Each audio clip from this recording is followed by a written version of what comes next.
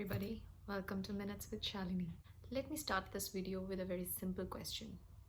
Have you been lying to your kids? How often you have been lying to your kids? The last time when you told your baby that you're going to be home in next 5 minutes, but you actually took 2 hours to reach home, did you apologize for lying? The last time when you told your kid that, okay, this medicine is really sweet and it tastes exactly like pineapple or orange or whatever his favorite fruit was, but it actually tasted terrible, did you apologize for lying? We often lie to our kids and we consider it as a very normal practice. When you start telling these white lies to your kids constantly and without knowing what impact that is going to make, it kind of is, it becomes very detrimental to your own credibility in front of your kids. They will have serious trust issues with you. Most of you would say it's a small thing, it hardly matters. That's what you think. But a child makes his or her own opinion about things around him, and that starts from his own house. So when he gets to know that his own parents have been lying to him about very small things, then lying becomes okay with the child. Lying is not going to help you. If you are constantly lying to your baby to handle certain situations, that means that you are really not digging enough. You're really not trying enough, and you don't really trust your baby that he or she is capable of handling that situation. For few of you, this might really sound as if, they're making too much out of all this lying stuff. But I have seen it in my own experience with both of my kids. The elder one, we have never lied to him. We have never really told him that, okay, we are going to shopping instead when we were taking him to the doctor to get him checked. We have always been really honest.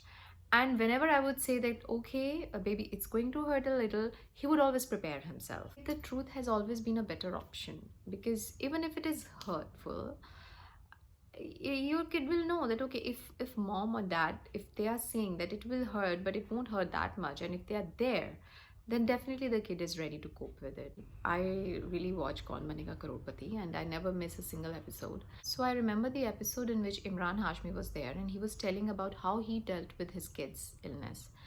He explained very well in the episode that how the doctors in abroad during the treatment of his child were telling him not to lie to his child, because that is definitely detrimental. And he also confessed on the show that it's not a good thing to lie to your kids, and it's better that you sit with them and you explain to them the whole procedure, whatever. So this really helps to build a bond. So no matter, the temporary solution for Imran Hashmi was to get his own number saved as the number of Batman, because that's how they were making their kid eat, and that's how they were making their kid rest on time before the chemotherapy or after it. But eventually the right thing to do was to actually prepare him for that okay, you're going to go through this particular treatment, which is chemotherapy, which will be a little painful and it will definitely take a lot of your energy, so you really need to eat.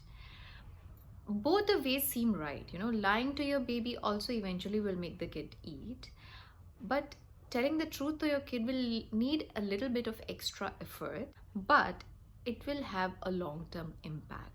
Your child will be ready to face the situation. Your child will be ready to do it because it's required, it's necessary, and it's good for him. So you all must make this promise to yourself that now onwards, no matter what the situation is, I am not going to lie to my son or my daughter.